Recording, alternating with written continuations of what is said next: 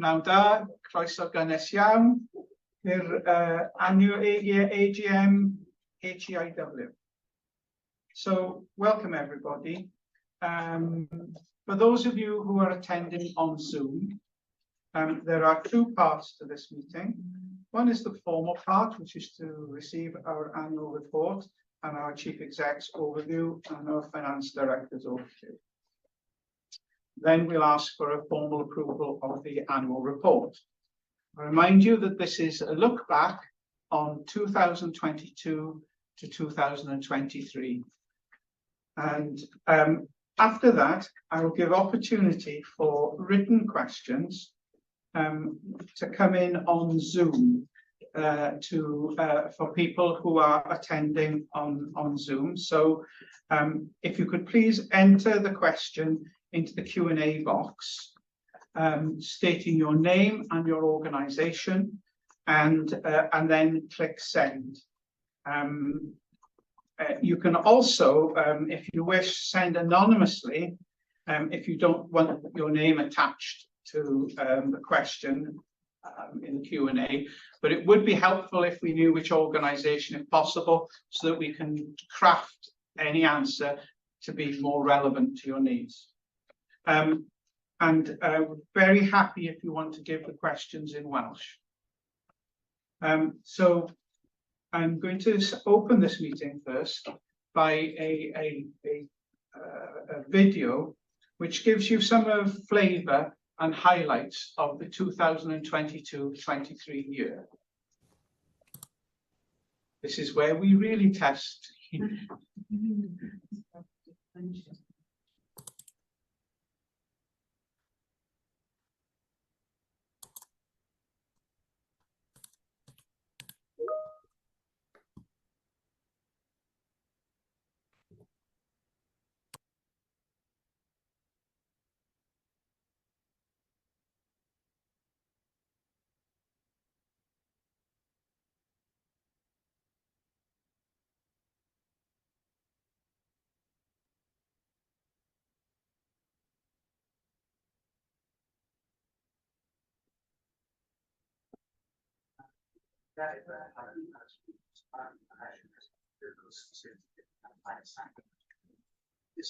Opportunities for graduate psychologists and assistant psychologists. Apologies, I've just started having sound. Sorry, we do have a bit of feedback again. Can everybody check their mics are off if they're not speaking, please?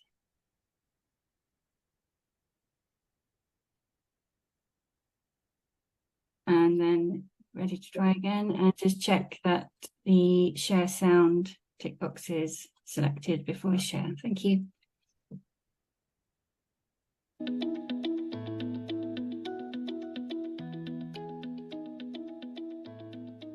So in the 22-23 education training plan, for the very first time in Wales, we introduced a brand new profession called Clinical Associates in Applied Psychology.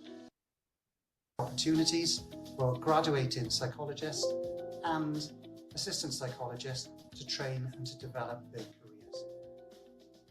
This is really good because it offers lots of opportunities to increase our mental health and psychological therapy workforce, and also it's good for the patient because it builds the team around the patient and it offers them more access to psychological therapies, mental health and wellbeing services. HIW secured Welsh Government funding to enable pharmacy students undertaking their degrees in Wales to experience 55 days of clinical placements across all practice settings. This will mean that pharmacy graduates will enter their foundation training year with enhanced skills, which will be the building blocks for them to achieve their independent prescribing status upon registration. This will mean that from day one of practice, these newly qualified pharmacists will be able to use their expertise in safe prescribing to benefit patients and NHS Wales at any point of care.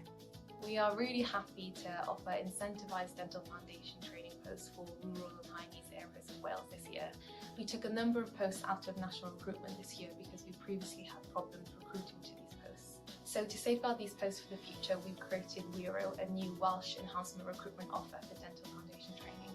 And we've successfully recruited 10 new graduate dentists into these posts for safeguarding the training and provision of services for the future. November 2022, the Strategic Mental Health Workforce Plan was launched by the Deputy Minister for Mental Health and Wellbeing. The plan was developed by HOW and Social Care Wales.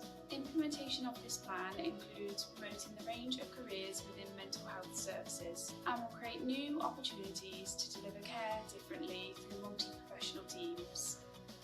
We were delighted this year that the board approved our HOW digital and data strategy. The vision of the strategy is delivering high quality and innovative digital solutions and also developing the digital skills of the NHS workforce. Over the next 5 years, we're really excited to see how the strategy is embedded across HOW and NHS Wales. Over the last year, we've been developing the General Practice Nurse Foundation programme. We know that from the service, we need a way of training those nurses in posts. The General Practice Nurse Foundation programme came about through collaboration with Health Board General Practice Nursing Leeds, and we have the first cohort, 21 nurses, in place. To ensure equality, diversity and inclusion is embedded across all that we do, in 2022 we reviewed and relaunched our Equality Impact Assessment process. Uptake from our staff wanting to engage about equality impact assessments and identify the impacts and mitigate the impacts have increased. One of the key pieces of work that we were given was to outline a multi-professional strategy for simulation across healthcare in Wales. It outlines a vision for delivering high quality simulation that's underpinned by key standards, that promotes interprofessional education and interprofessional simulation wherever possible, but also about simulation that's accessible to all across the workforce in Wales. We went into contract for our new learning management system, which is called Aidy.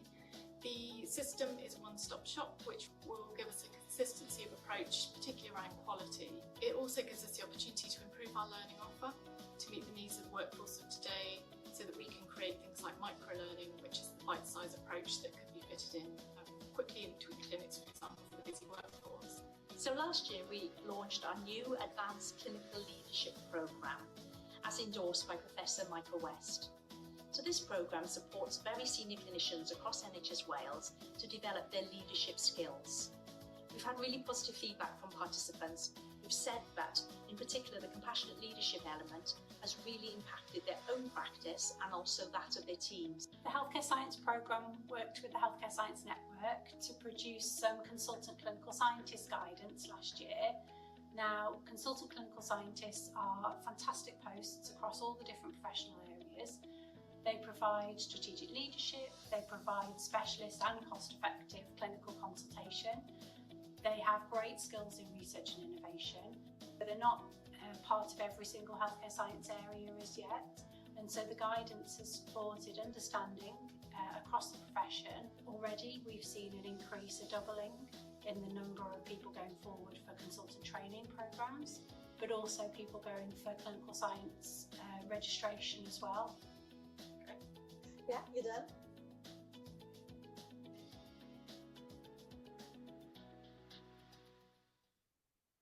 Okay.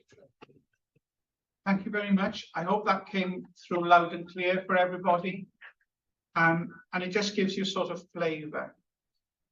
Before we go into the Chief Exec's overview, I need to say something very direct about how proud I am to be the chair of this organisation, and how grateful I am to the support and the influence and the input from my colleague independent members.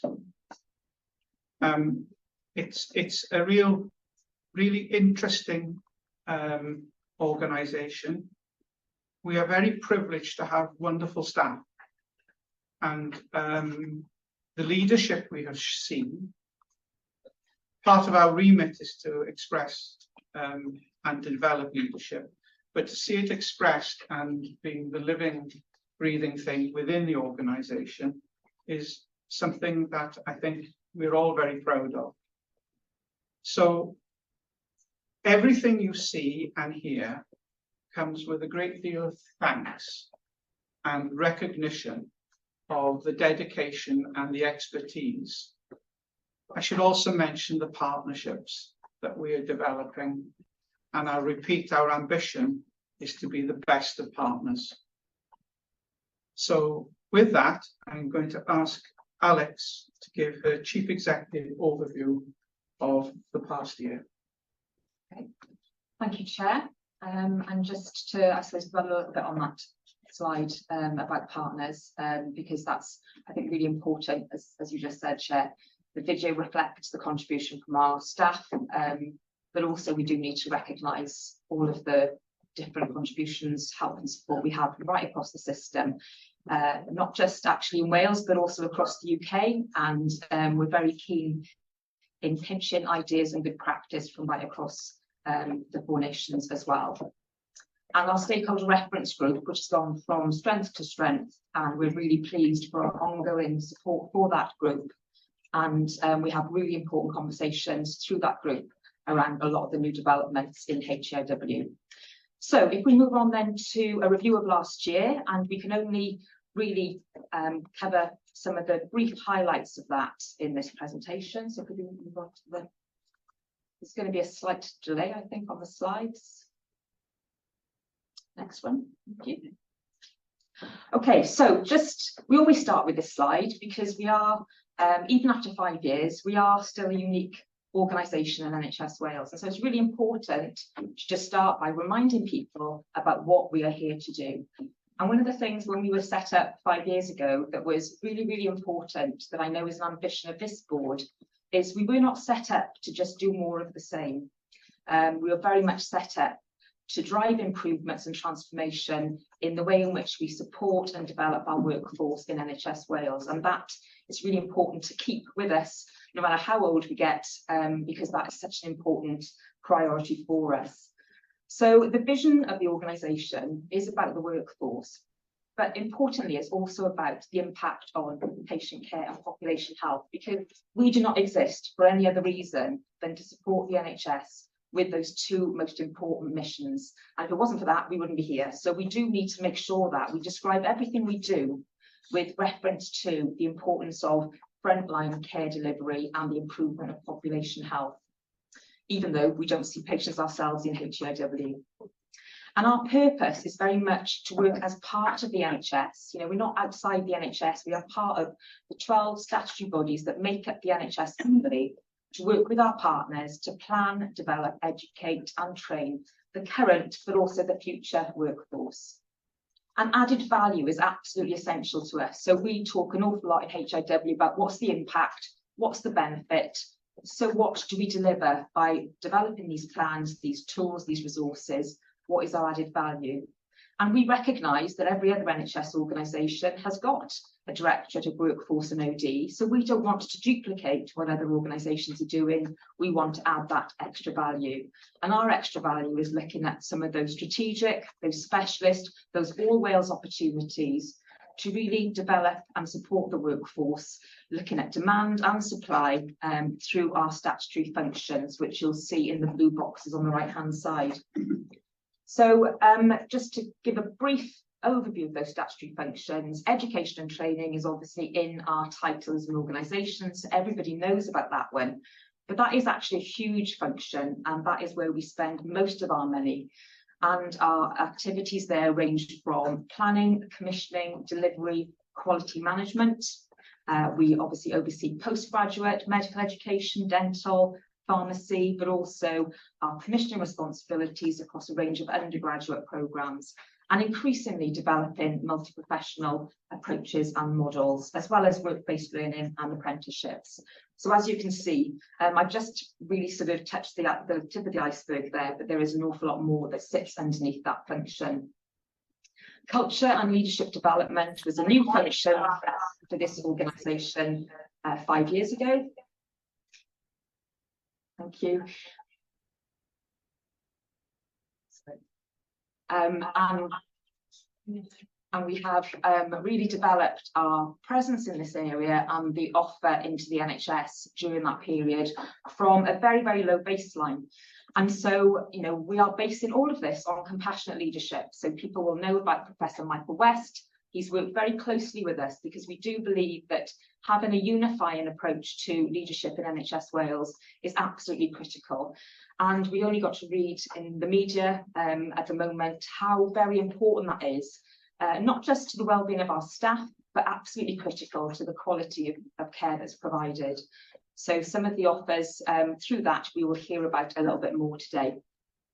Workforce strategy, planning and insights into our workforce, absolutely critical. Our workforce strategy we launched in 2020 along with Social Care Wales continues to be the driving force behind our plans, and I'll touch a little bit more on some of the workforce plans that we're currently developing. Not to forget careers and widening access, so how we attract and promote NHS Wales as a great place to train, work and live, and how we look at being flexible and responsive to the different needs across Wales, because what works in Hywel does not always work in Cardiff, does not always work in Betsy Cadwallader, and we have to make sure that even though we're an all Wales organisation, we are responsive to those different needs. And finally, workforce transformation. You know, how do we really respond to the changing situation we find ourselves in, whether that be digital skills and capabilities, new ways of working, extended roles, different approaches to team delivery of care? How are we really supporting the workforce to do that? And how do we link in then with some of those really important service challenges that face us, whether that be cancer, primary care, diagnostics, planned care, urgent and emergency care? The list is endless. And a really important part of our job in HIW is to plug into all of those really critical and wicked service challenges, because underneath all of those is always an absolutely critical and wicked workforce challenge that we have a role in supporting. So that's a bit about us as an organisation. If I can move on briefly to the next slide. This just gives you a few highlights from our annual report for this year. Some of which we've already talked about in our formal board meeting this morning, and some of which we'll come on to in the session that follows the formal part of this meeting. But just to pick up on a couple of them, one is about our new multi-professional primary care framework. I'm told the slides will arrive shortly, so I'm sorry that I'm probably in advance of the slides for the audience. But we have established last year our multi-professional primary and community education framework to really support the new and developing model of primary care that we want to see across our health boards. And this is really, really critical. For the first time, we are able to support the workforce alongside the GP training programme we have in Wales, which is of excellent quality. But we are able to support the rest of that team in a sustainable way. And we have launched last year our first new to general practice nursing foundation programme. We've got over 20 people currently completing that programme, and we have got the next cohort ready to go. So that's a real key way in which we're going to be able to support on a sustainable basis the direction of travel set out in a Healthier Wales about expanding and strengthening primary care services. And just to pick up on another one of these, on the right-hand side of the slide, you can see there in one box the new contracts for undergraduate health professional education. And in one sentence, that describes a massive programme of work which really has changed the pattern of provision for undergraduate health professional education across Wales, providing better access for local people into those programmes, reinforcing the importance of the Welsh language, looking at interprofessional learning opportunities, and really making sure that we've got that robust and sustainable pipeline for the future.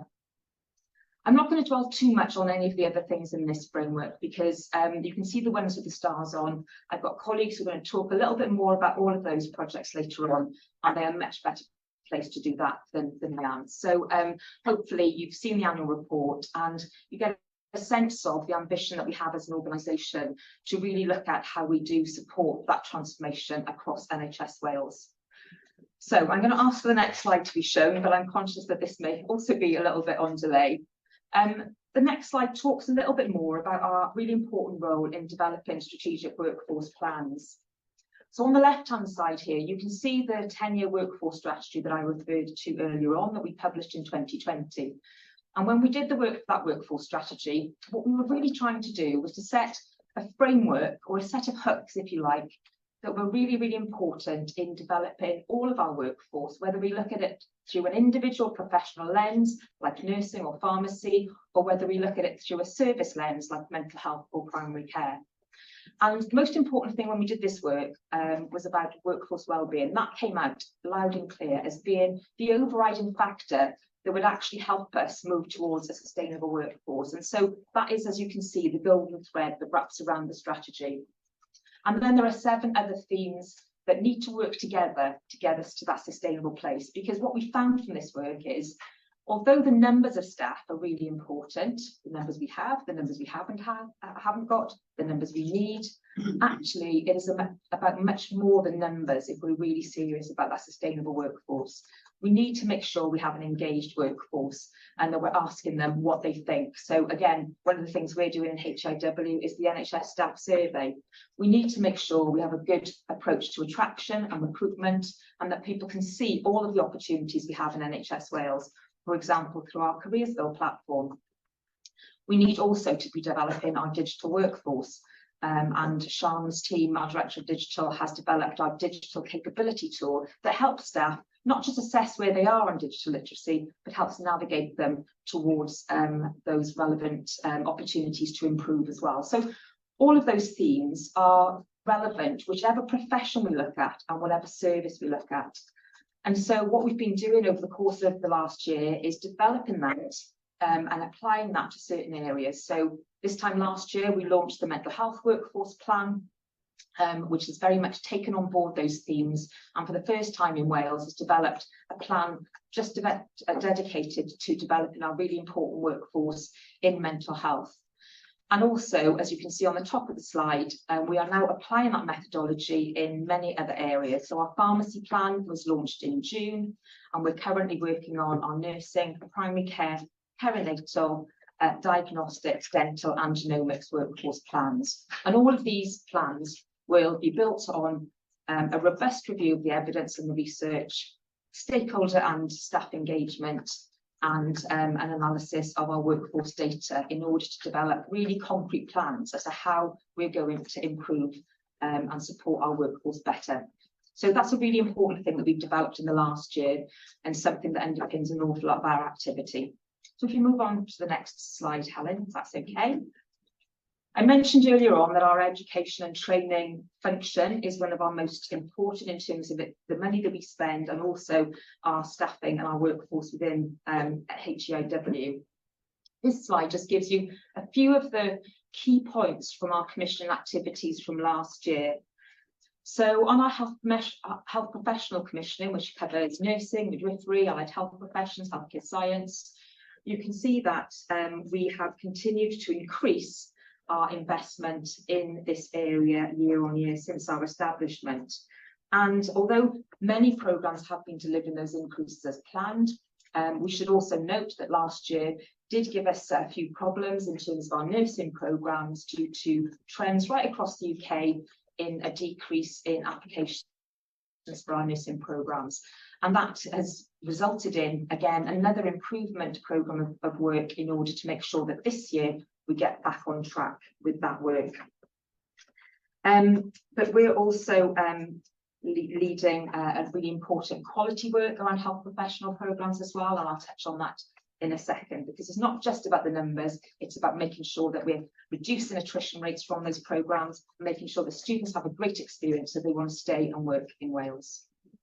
You can see some details there of the pharmacy programme and some of the highlights there, with really good pass rates, and as colleagues will be aware, we've done some significant work in transforming our pharmacy education programmes over the last couple of years in response to the requirements of regulators, and we will start to see the benefits of that coming through into our workforce in the next couple of years.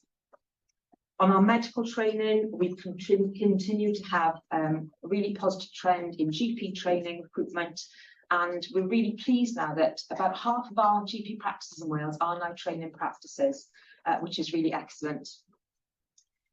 We've also been extending and increasing our specialty and foundation posts in order to develop that future pipeline of workforce, and developing good links with our North Wales colleagues across the border into the South East region, Northwest region even. And finally, on our dental area, we've again had to be very innovative in how we've recruited some of our dental programmes this year. and to do things that are right for Wales rather than necessarily part of that UK-wide approach. And really targeting and using things like our Train, Work, Live campaign to address some of the deficits in that profession. So I would say move on to the next slide, but I'm afraid we might have lost the presentation. I'm just getting it back. Okay, so nobody's listening at the moment? Only for me, so everybody should be able to hear that. It's only my wife. Okay, fine. Right, I will carry on and we'll make sure that the slides are available afterwards. So in terms of just touching on quality, so again, very important in HIW that we do focus on the quality of our functions. And we do use the National Student Surveys and the National Trainee and Trainer Surveys to highlight areas for improvement, both in terms of our own responsibilities, but together with our HEI colleagues and our NHS organisations. And that is a really, really important source of feedback for us. We've also supported in the last year further investment in our professional support unit in response to increased demand from our trainees. We can continue to focus on building in quality improvement skills in our trainee programmes, and also continue to focus on the quality management of our postgraduate medical education and training and dental programmes.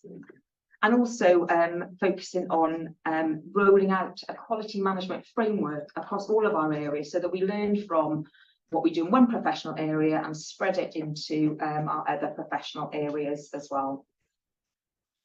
This year, we obviously have the duty of quality to consider, and that will require us to take an even more in-depth and robust approach to quality across all of our functions, and will really require us to develop new ways of working to demonstrate compliance with those new standards that are, as we know, now a legal requirement for NHS Wales as of the 1st of April. So just touching a little bit on some of our internal performance as an organisation, we would probably draw attention to the fact that we've made good progress in terms of our Welsh speaking in the organisation. We have relatively good sickness rates in comparison to what we would normally find in the NHS. And we also have a good age profile and gender balance across the organisation. The area that we need to improve upon is in our appraisal rates, which again, we've had a conversation at our board this morning about that, because that is so important in a workforce organisation that everybody has that appraisal and has that opportunity to have a personal development plan that helps them thrive and develop and really fulfil their career ambitions and get the right support. So we can move on from that slide now, Helen, and just touch on a few aspects of how we are taking forward commitment to develop our people. So as you saw from the video at the start, the people that we have in HIW, they come from a wide range of different backgrounds. We have people who come from educational university backgrounds, as well as from the NHS. We have people from lots of different professions, and we have people, you know, across education, digital backgrounds, and it's a very diverse workforce. And the staff are really at the centre of what we do. And again, the AGM is a really great opportunity to say thank you to all of them and all of the people that may be listening on the call today in particular, to say, you know, what a great job has been done over the last year in developing the kinds of things you can see in our annual report. And this is just a flavour really of some of the things that are put on in HIW to support our workforce. And communication is absolutely key. You know, we continue to have fortnightly staff open forums online. We regularly have 130 people joining those, and that's an hour of sharing information, updates, inviting staff to update us on what they're doing as well, and usually 5 minutes of fun at the end with the social committee as well, to demonstrate the fact that, you know, we have to work as a team, and sometimes we're under huge amounts of pressure, but the social committee enable us to also come together and really remember that there is absolutely joy and enjoyment in work as well. So moving on to nearly the last slide. So we feel had a reasonably productive and rewarding year. We feel we've been able to really start to make a difference as an organisation. not just in terms of our business as usual, but in terms of some of our strategic agenda as well. But we have also had some issues and risks to deal with, and it is important that we do reflect on those as well, because the road is never as smooth as we might imagine when we read our annual report. So the quality of training and student experience, as I've mentioned already, that is so important to us from a quality perspective. And there are lots and lots of pockets and areas of really, really good and excellent practice. But equally, there are areas that sometimes are not as good as they need to be. And so those are some of the issues that clearly we have to pay attention to during the year to make sure we work with colleagues to improve them. We know that over the last year, there has been a very difficult equation between the funding support that individuals get for education and training and the cost of living. So the NHS bursary in particular is something which has probably become even more of a current issue for us over the last year due to the cost of living increases. And we've certainly seen, we believe, some evidence of that impacting on our ability to attract the future pipeline of workforce that we need to. The publication of the National Workforce Implementation Plan last year did give us pause for thought, because obviously we've got the workforce strategy and we were just developing our IMTP. So we did have to adjust and amend our approach in order to embrace the National Workforce Implementation Plan. However, as we've been approaching that in 23-24, that is actually a huge platform for us as well as an organisation to promote what we do, to have that National Strategic Workforce Implementation Board to enhance the visibility of what we do, and actually that's a huge opportunity for us now that we've embedded that in our IMTP. People will be very much aware of the industrial relations issues that have been happening in the NHS this year, and for us, whilst that doesn't impact so much on our ongoing delivery on a day-to-day basis, that does impact on the things that we need to deliver to support some of the discussions that happen around pay and some of the non-pay measures that feature as part of those settlements. So again, that has been something we've had to respond to over the course of that period, and continues to be the case as we go into this year. We've mentioned this a number of times today already, how having the right data intelligence is so critical, not just to inform our plans, but also to measure their impact. And so that is something that is an ongoing risk, but through our Director of Digital, we have launched this year our data and digital strategy, which will set us on the road to improvement and to help us manage that more effectively. And I've kept the application issue to our undergraduate programmes till last. I've mentioned that already. So we did see this dip in fill rates in our nursing programmes last year. And that did give us substantial challenges around our organisational delivery with our university partners, but also it impacted on our financial position last year as well. And so that was probably one of the most significant risks we had to manage last year. And as a result, we did put in place a task and finish group that is still in operation now as we manage that process for this year. But I thought that was a good place to conclude and hand over to Glyn, because obviously that does impact on the financial position that we saw through the course of last year. And I will just hand over to our Director of Finance, Glyn Jones, to take you through some details around that. Hey, thank you. Thank you very much. Slides are moving, great. First of all, I mean, it's a pleasure to present a brief overview of the 22-23 financial year. And I'm really grateful to colleagues, board, audit committee members and staff across AGIW who essentially play their part in delivering our key priorities within the financial resources available. Move on to the slide, please. Excellent. So this first slide gives you an idea of the key statutory financial targets that we're required to meet as an organisation. The first one looks at revenue performance, and as Alex mentioned just prior to this, because of the issues of, we can move back a slide, please. Thank you. Because of some of the issues around undergraduate placements, we last year we returned funding to Welsh Government around £22 million. Having done that, with regard to our revenue budget, we achieved a surplus of about £1.1 million at the end of the year, and that represents about 0.4% of the total budget. The second statutory target is around our capital funding, and this is essentially money that we spend on things like IT or equipment that typically cost more than £5,000 and things that we use more across more than 1 year. We've got a very small capital budget at the moment. It's £226,000, and we achieved break-even on that budget. So again, that was good use of that funding during last year. And then the final area where we have a key target is around paying invoices to our suppliers. It's called the public sector payment policy. We have a target where we have to pay at least 95% of our non-NHS creditors invoices within a 30-day period. And the important thing here is many of these suppliers of goods and services to us may be local businesses.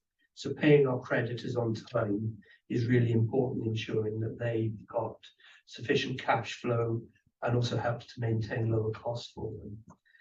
So during last year, we paid 93.9% of those invoices on time, which is marginally below the target.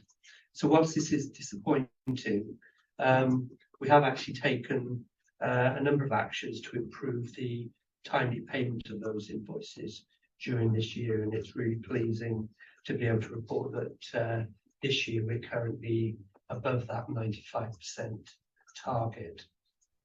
If we can move on to the next slide then, please.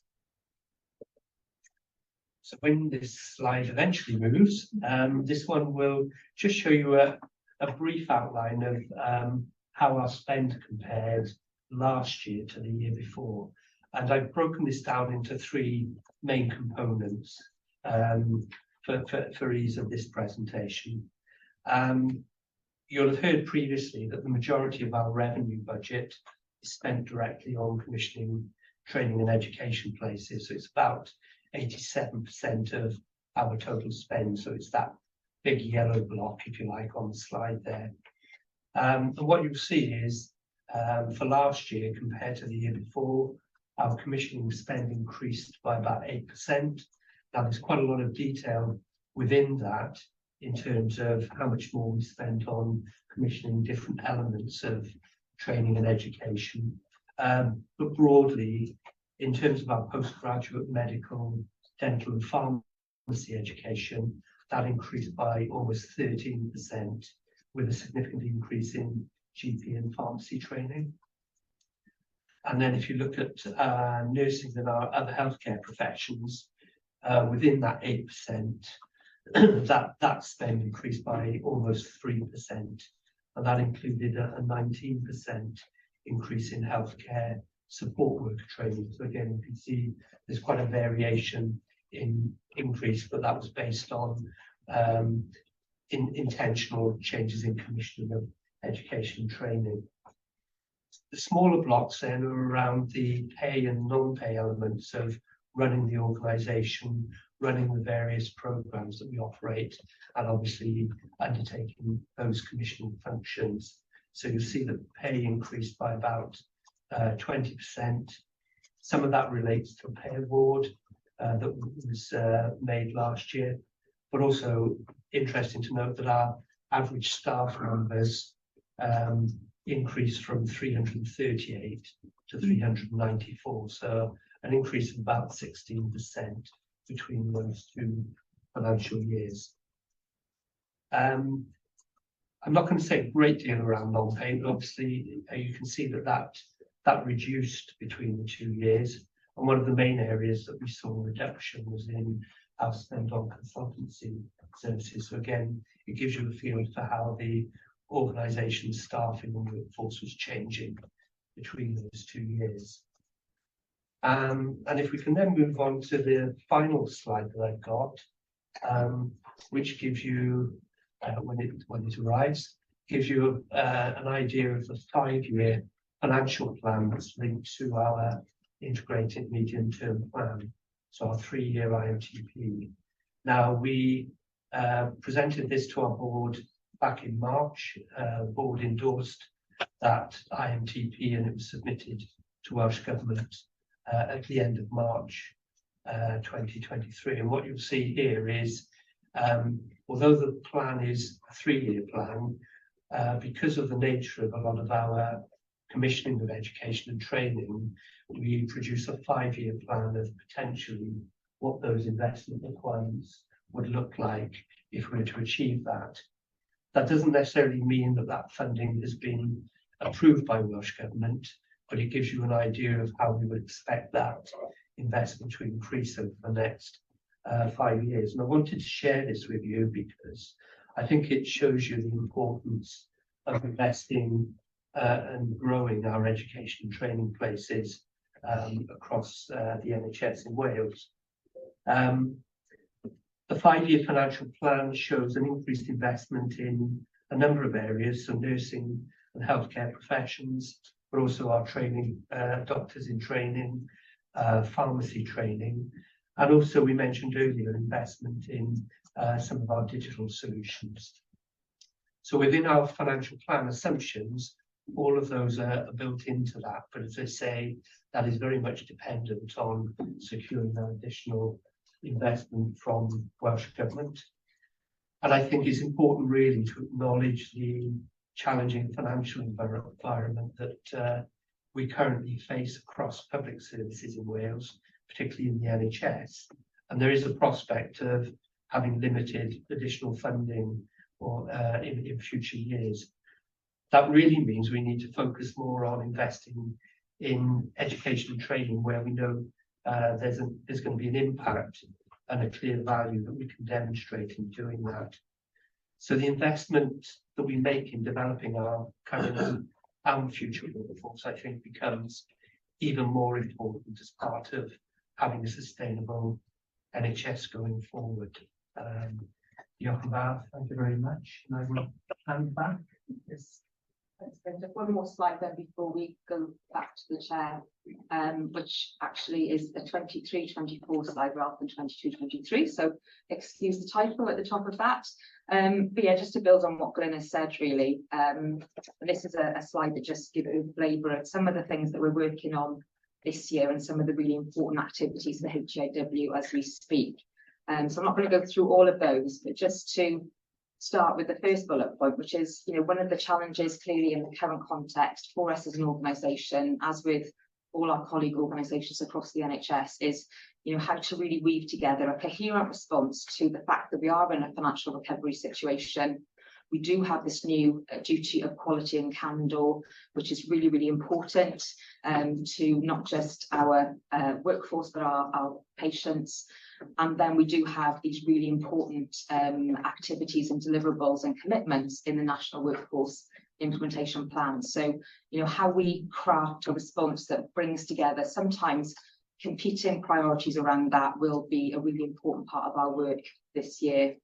And then just to finally pick on the last bullet point on that slide, which is, our commitment as an executive team, as a board, as an organisation, is to continue to develop ourselves in a way that helps us maximise our impact and value on the NHS, on the health and care workforce, to make sure that we can support that vision really of improving care for people and improving population health in Wales. So I will hand back over to the chair.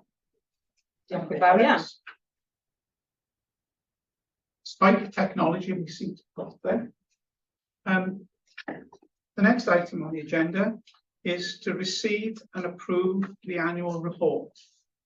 Now, I get to help write the introduction to this report, and every year, as I've said, we reflect on where we are as an organisation and how we've done against some very challenging things.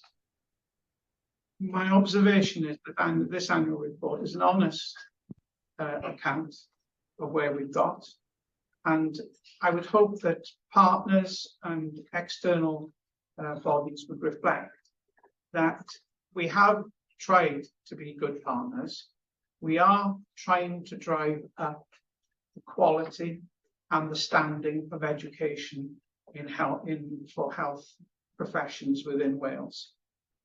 And having a view on our strategic workforce plan, I think, again, is a really important factor. So with that, I'd like to ask the board to receive and approve the annual report for 2022-2023. Yeah? Thank you. That's a relief. Thank you very much. Okay. Now then, I did promise for our audience that I'm happy to take any questions that regards the 2022-23 year, and I suggested that you put them in the Q&A box. So this is your opportunity now, and hopefully the technology will work.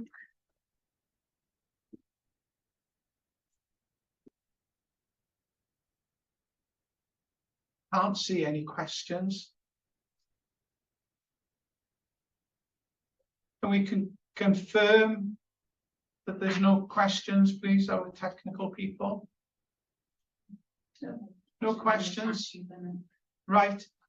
In that case, we are very pleased to have a session now of 3 10-minute sessions, which are, if you like, a showcase of some of the things that perhaps we're very proud of. So there won't be opportunity for question and answer on these. I'll just ask for the presenters to go through. These are all things that have been substantial pieces of work, and they're all things that we think will be great benefit to the system. So the first off, I'm going to ask that we have a presentation on Dysgu, and I believe, Joe, it's down to you. Yeah. And now then, who's going to be putting the slides up and changing them? Fiona is now going to bring those slides up to Fiona. So Fiona, if you could put slides on Dysgu. Yes, 1 second.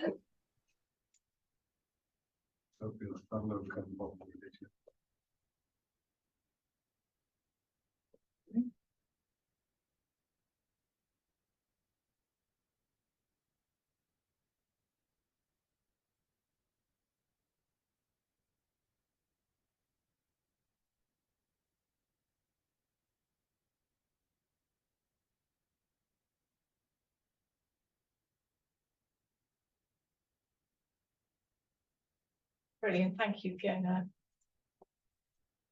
Well done, Joe. Are you okay to move to the next slide, please?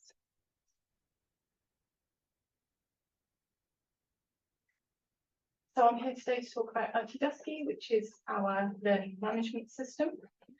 Our strategic objective this year is simply to bring in, to fully implement and evaluate the Dysgu learning management system, which is going to help us improve the quality and access to workforce learning. So the purpose of the objective is really to enhance HRW's reputation as a provider of quality education and training to the healthcare workforce in Wales. It will allow us to provide a fully bilingual offer across all of our learning resources, events, and with the capability to support networking and communities of practice both in English and Welsh. And it's going to replace, it is replacing 3 legacy systems. So the system will also provide us with a standardised approach from a quality and a finance perspective for our learning offer and also for our reporting. And really importantly, it's going to be the vehicle for the operational delivery of HRW's CPD strategy and for our digital capability framework that's launched back in June this year. In terms of the registration, we work on a future-proof basis. So for the lifetime of the contract, we've got the ability for up to 160,000 users across health and social care to sign up and benefit from the system. Next slide, please, Fiona.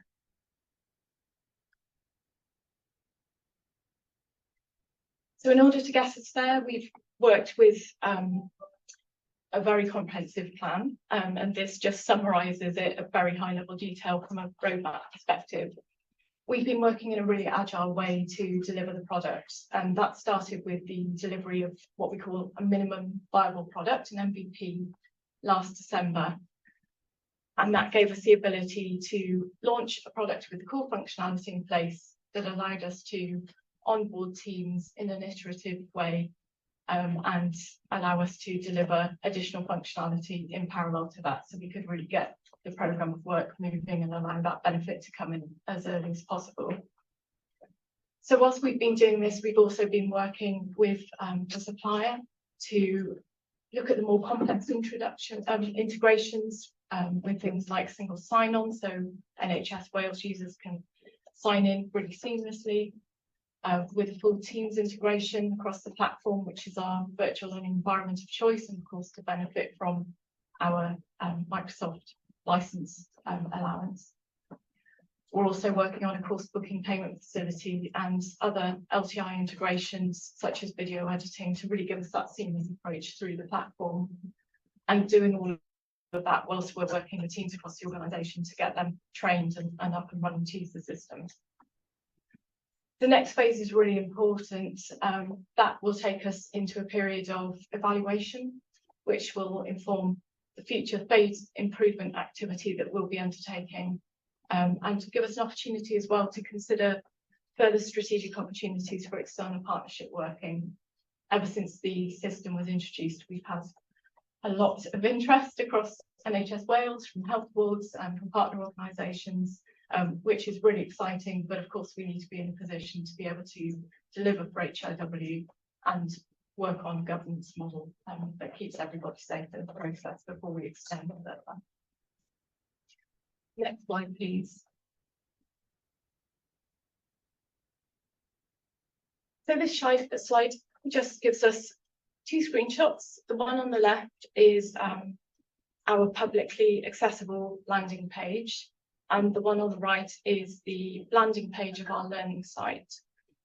The reason for having those sort of two points of entry are that we've got the ability to deliver learning style hubs via the publicly accessible page and surface information there that we would want to share with our wider audience that would not necessarily be locked down to profession-specific activity.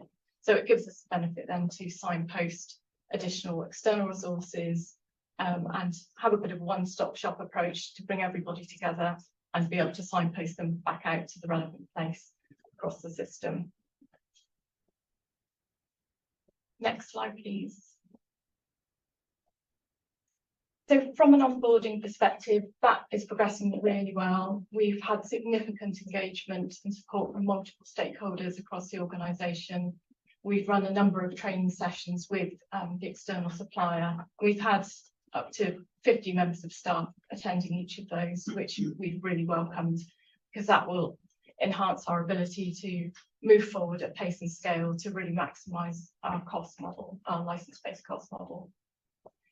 So the teams on the left are the ones that are represented on the system at the moment, that are split out by those with a multi-professional offer and then profession-specific.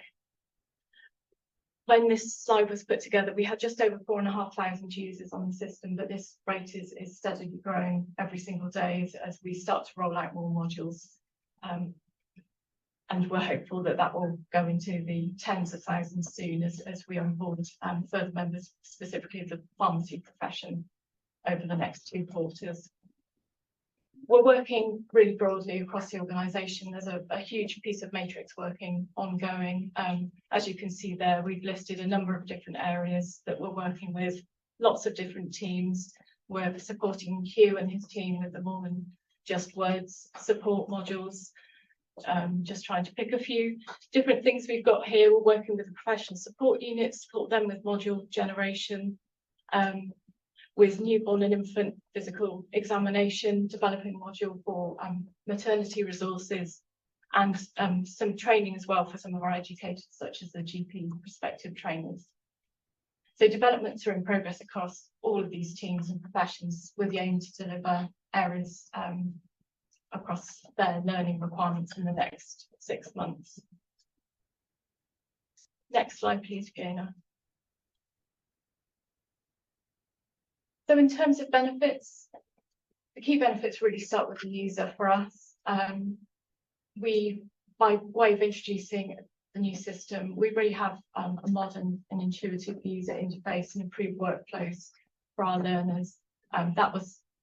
We had lots of feedback on existing legacy systems, and that seemed to be quite problematic for a wide number of users. So something that we've really focused on with the supplier.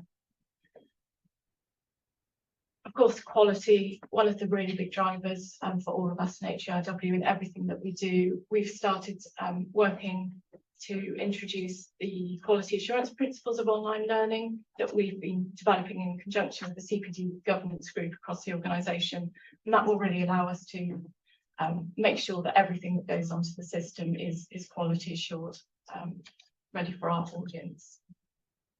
In terms of a personalised learning experience, so when our learners sign up to the platform, depending on their profession, they are moved straight away into a landing page that is specific to them, so they can instantly see all the learning that's related to their particular area of expertise.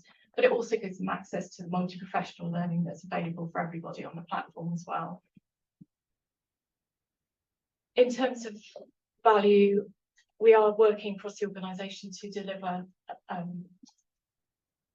a devolved operating model, which is where we're working with teams to train them up and skill them as far as we possibly can to be independent, to run a bit of a self-service model for the admin activities that go on behind the scenes, and also to develop some of the more simple learning pathways that they've got access to create easily within the system, with the guidance, of course, from the quality assurance document we've put together and the expertise from the digital learning team, who will remain in charge of the more complex interactive learning offer that we need to create. In terms of value, of course, that will allow us to drive up numbers far quicker than if we're just reliant on that centralised team. Important to us as well is, of course, that multidisciplinary offer and avoidance of duplication. So by having everything in one place, we can do constant reviews of the platform to make sure that we're not duplicating efforts across resources that could be used for professions where there's generic learning to be undertaken, or where we can get teams to work together to really focus on things like quality or finance offers that are going to be relevant to every user on the platform. And the final benefit really is around the increased reporting and insight. So having simply one source of the truth, instead of having to go to multiple systems for multiple data sets, everything will be coming out through our system, and we're working on improving that further at the moment with the data analytics team to bring all the data out of the system into our own data warehouse, so that we can really drill down into the specifics of the reporting and automate that as far as possible for the organisation. I've added some feedback here from optometry and from our dental dean. We've had lots of lovely feedback. We've had lots of support, as I said, from multiple stakeholders who have been incredibly supportive of our work and very complimentary of the effort that's gone into it from our team. But really lovely to actually hear from external users as well, and to hear that the optometry profession really liked the platform and have been very complimentary about the modules that have been produced to date, and also that the Chief Dental Officer found the system easy to use, which was nice to hear.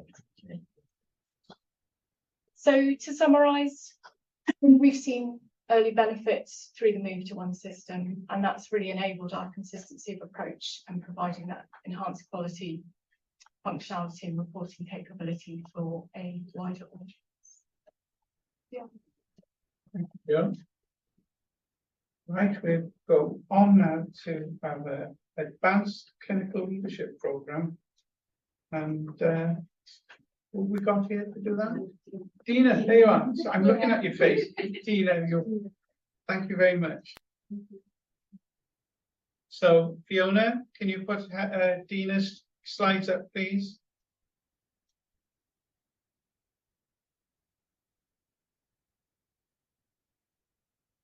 Fiona, are you there? Yes, apologies, just switching over. Yeah. So 1 second.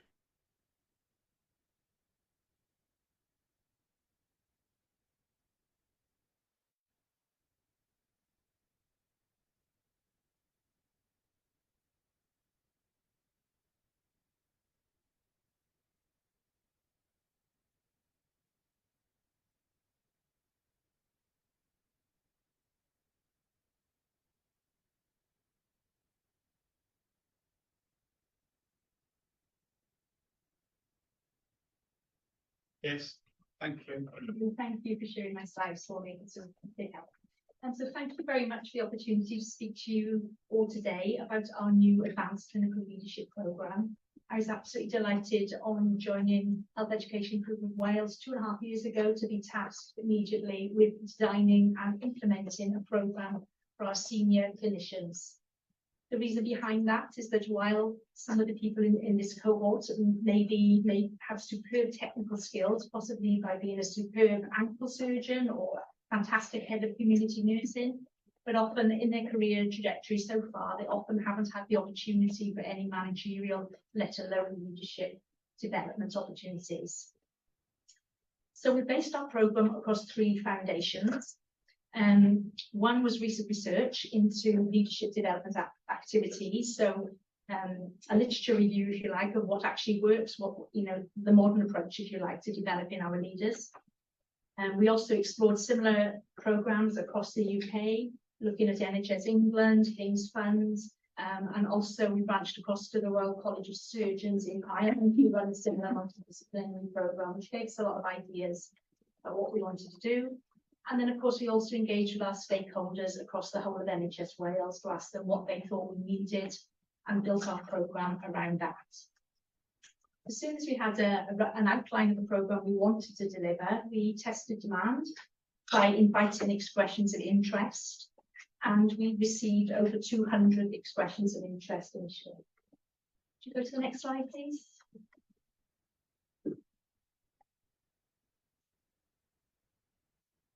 So we knew then from gauging that level of interest, this gave us some confidence and assurance, if you like, that the project that we had designed was appropriate, that it was relevant and pitched at the correct level for this group of clinicians. Our thought process was very much that by identifying the right senior clinicians then, with both the ambition and capability to lead in senior roles in the future, all we needed to do was top them up, if you like, or equip them with a toolbox of leadership skills to support them then to step forward to take up the very senior clinician roles across the NHS Wales. So our programme was designed aiming very much at heads of service, clinical directors, etc., whose next step in their career may well be assistant director or deputy director level role. So this is a fully multi-professional programme, and it's designed heads of service, clinical directors, etc. So that those are our target audience, if you like. We were keen that the programme was open to all, so it's fully accessible to everyone. We recruit through self-nomination, but then we also go back to the organisations just to check that these guys have the support of their organisation, so we know we're getting the right people on the programme. We deliver the programme now in 2-day blocks, and this is to help give them a very immersive experience, so they can leave the day-to-day pressures of managing waiting lists, whatever, behind, and come in and just concentrate on themselves just for a couple of days every other month. And we've also done that as well to support people travelling long distances. We have quite a group coming down from North Wales, from West Wales, so we try and make it easier for them, and the 2-day blocks seem to help them with that. Expanding networks is a huge part of the programme. So the multidisciplinary nature means that we can bring together very like-minded clinicians from a variety of professions and also across organisations who will probably never meet each other in their normal working lives. Just to give you a little flavour of that, the participants that you can see in the photo there is just a cross-section of some of our participants, and you may recognise some of them. We have a renal pharmacist lead there from Halvar, a pharmacist with a national role about improving prescribing practice across the whole of Wales. We have an obs and gynae medical clinical director. We have a head of psychology and a clinical laboratory lead. Also in the picture is a GP lead for same-day emergency care, and then also their secondary quick care equivalent leading for unscheduled care, but all from different organisations. Next slide, please. So then the content of the proposal, just jump back then. I think we skipped that. There's another one there after that.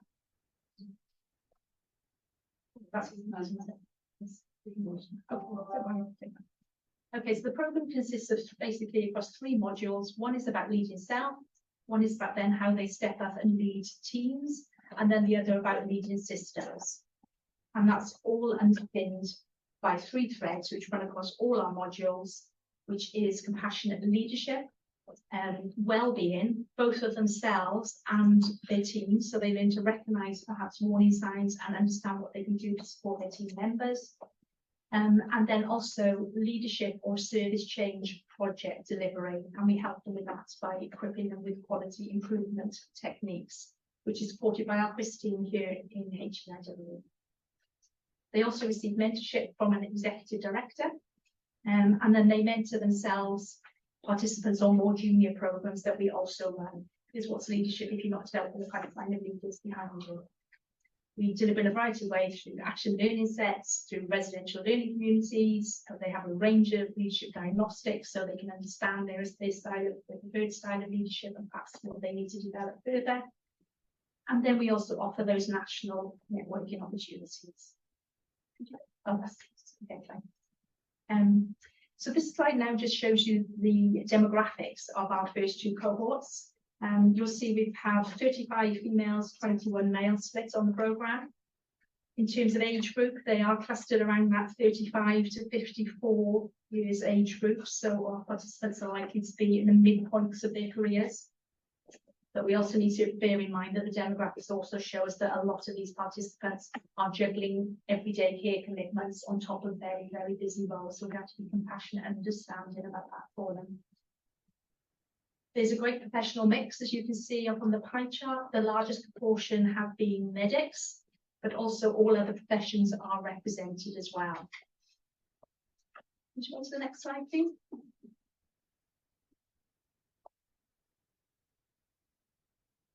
And the next one, please.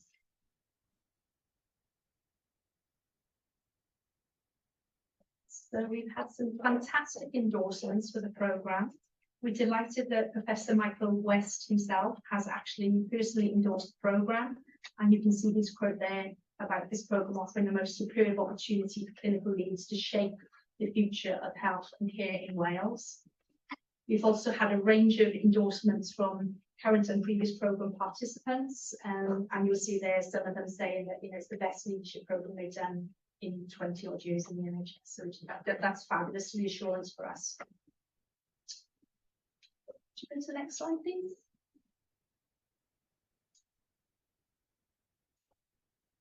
And on to the next one, and we'll come back to the video if that's okay.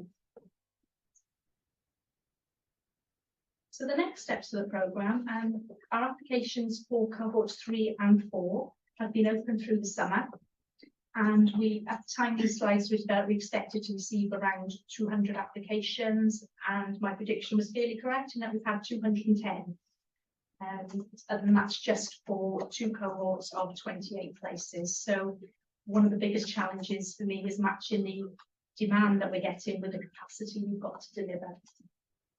Cohort 1 have completed their programme, and they finished in June this year. The chairman very kindly came to that event and supported us. We have cohort 2, which are live at the moment. They will complete in January 2024. And then we will commence 2 further cohorts, that's cohort 3 and 4, will commence in February next year. And one of those will be based in North Wales.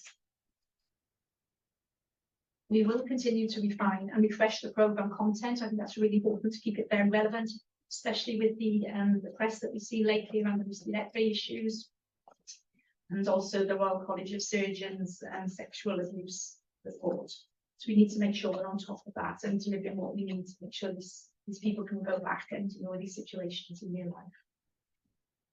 Also aiming then to put together the alumni from each cohort into a vibrant community of practice, to have some events running to keep them in touch with each other and build these pods then within the organisations of keen, committed, compassionate leaders. We're working hard behind the scenes to measure the programme impact. Obviously, it's early days, but we have seen a lot of promotions following attendance of the programme, and a few comments that, well, I wouldn't have even applied for another job for a promotion if I hadn't been on the programme. We're also working closely with the University of South Wales, who are developing a pilot with us on academic accreditation, but based on micro-credentials, which for this group is really important. They haven't got the time to be writing great long academic essays and then, you know, all the referencing and all that goes with it. What they need is tools, practical tools that they can develop. So we're helping them with that, and we'll have some news for that shortly for you. Can we jump to the video now, please? Got a little video together because I think I can tell you all about the programme, but it's better to hear it from the horse's mouth themselves, isn't it? One of the slides, wasn't it? Fiona, it was in the penultimate slide. I'd say.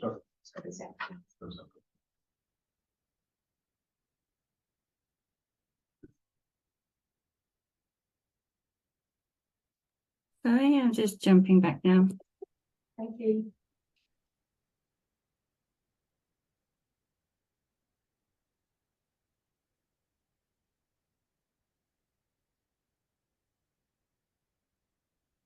Okay, can everybody see that? Yes. Okay. Thank you.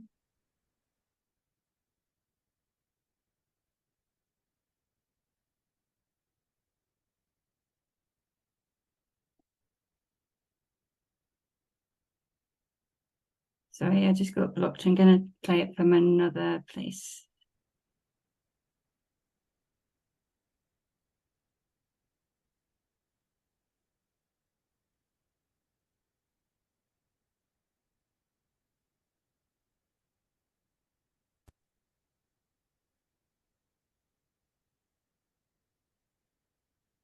Can everybody see that?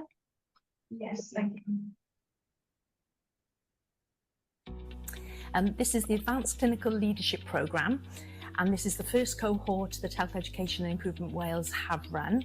The plan is that we're developing a cohort of compassionate and collaborative leaders across the whole NHS, so that we're building a movement, if you like, towards compassionate leadership, which will be spread through our staff and which we know patients will benefit from as well.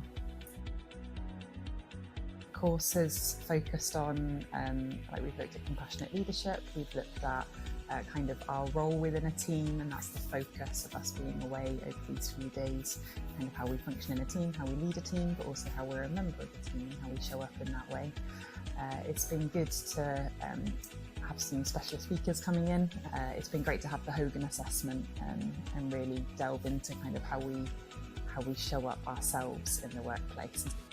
This outdoor residential thing was a bit anxious about it, because I think I didn't look for a lot of information to know what we were going to do when we get here. But I've been pleasantly surprised how I've actually kind of enjoyed it, and it's really been enlightening, and it's given me some practical experiences on the activities to reflect on and think about and discuss with colleagues. And it has actually been very good networking. And now I can say I know someone in almost every health board. But it's also actually been really great to get to know the other people who are on the course.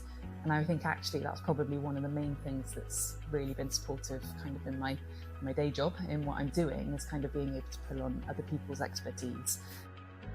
It's always helpful. I love a personality profile, and so that's been really great. And some of those are really expensive, so it's really great to have that as part of the course. For me, the thing that I've enjoyed so far was the lectures on compassionate leadership, and that has made me reflect a lot on the experience that I'm seeing in work, especially after the pandemic, and the stress levels, high staff turnover, and the the lectures on compassionate leadership were so enlightening and eye-opening. And I actually feel that if everyone in the NHS has training in compassionate leadership, we can deal with most of the problems that we are having, the low morale, the high staff turnover. I think this kind of programme helps to be able to take a pause. I think the NHS is full of very skilled people, very specialist people. We all know what we're doing in our jobs. We're all very busy. I think that sometimes we forget to take a step back and reflect. I think that sometimes compassion can sometimes be low amongst the staff. Like, we're always generally compassionate towards our patients, but within our teams, things can be quite rushed. The knowledge you learn, you will acquire on this course is not just for your role in the NHS. It can be for other things outside and for life in general. So I would say if you have a chance to do it, this is one of, for me, the best courses I've done in my 20 years in the NHS.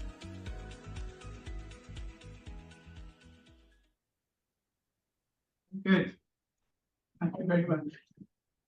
So we're running 20 minutes over, but we've got another presentation, and I think you're doing that, Bush, so no pressure, no pressure. Okay. It's on simulation.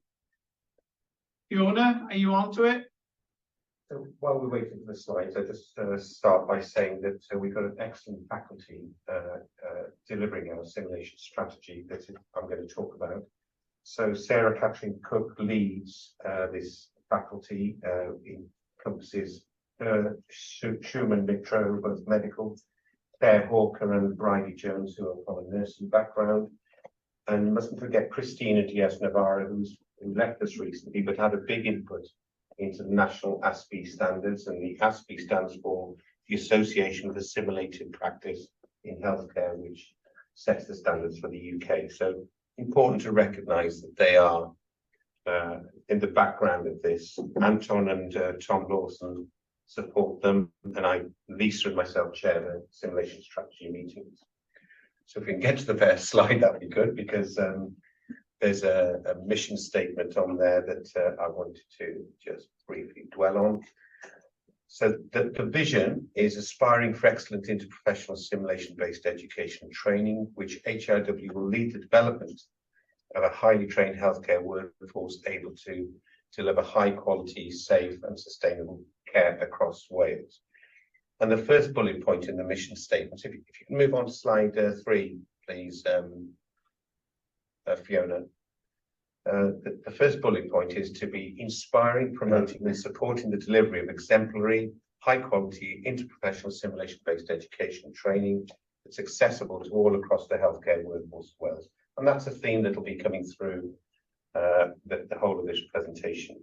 The other bullet points refer to cost effectiveness and value, making sure there's quality improvement linked to it. It's across the whole of Wales and not in one site only. And it's based on supporting patient care, service users and learners. Can we move on to the next slide, please? So the next slide is basically to tell us that it's aligned to us previous strategic objectives in our IMTPs.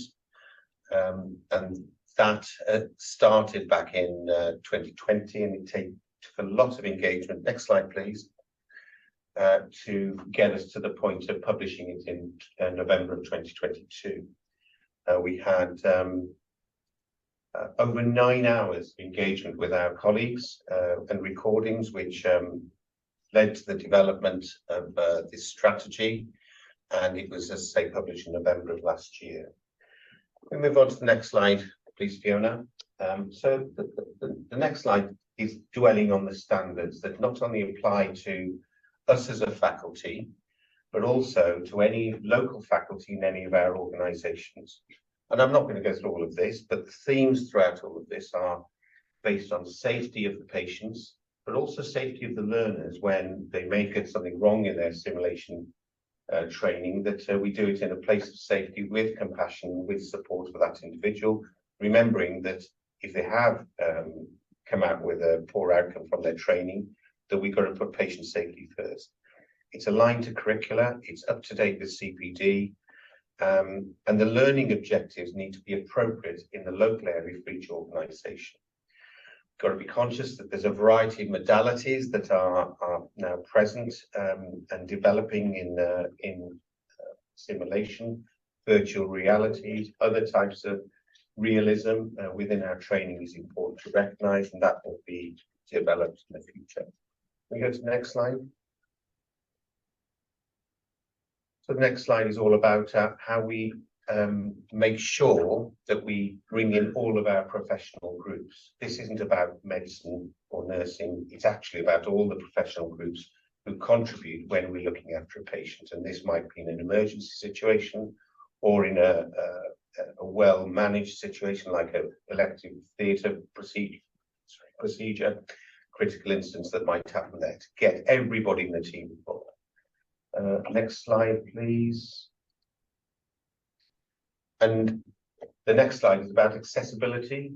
It's imperative that we use all the facilities that we know that, sorry, it's the slide before that. We use all the facilities that we know we've now got across the whole of Wales to their maximum effectiveness. We're aware from our own audit that there are numerous places across Wales that have really good simulation facilities, and it's important to put people together with those to make sure that they're being used to their best outcomes and serve the local learners and the local patients. Next slide is about how we are embedding the duty of quality in this, and the quality management framework, which includes how we deal with quality assurance, quality planning, quality control, quality assessment, are all being adapted for our simulation strategy. And you can see how it's delivered across there with faculty development, CPD, content development, content delivery, and evaluation. Which takes me on to our penultimate slide, which is how our work streams in this strategy are being utilised. It's being utilised to engage people in partnerships. Sorry, it's the next slide, Fiona. Particularly about good communication, collaborations with partnerships, and utilising proper digital platforms and digital advances. Supporting our simulation delivery. You've gone one ahead. Supporting our simulation delivery to make sure it's accessible, as I've said, it's interprofessional, and it maintains good professional standards and appropriate levels of CPD. Bottom right is designing our future directions, touching on some of the things I've already said, making sure it's evidence-based, it's up to date, it has a research background to support it, and we develop our technologies as time goes on. And lastly, promoting quality, both within the faculty, both in standards, and both in evaluating it. So we can go to our final slide, which is about how we're improving quality through simulation. So this document was produced in March of this year and is now being utilised and adapted by all 4 UK nations and part of ASFI as well. So simulation societies we're working closely with to develop this with experts and other experts who are linked into high quality simulation. So that's how we're going forward. So I'll stop there. Thank you. Thank you very much, Gosh. Well, look, we've come to the end of the showcase. We've had 24 people attending, and we're left with 16 outside there. Can I just say thank you very much to everyone coming and attending today's AGM and showcase. I'll repeat, I'm really proud to be chair of this organisation. I'm really grateful for the partnerships that we've created.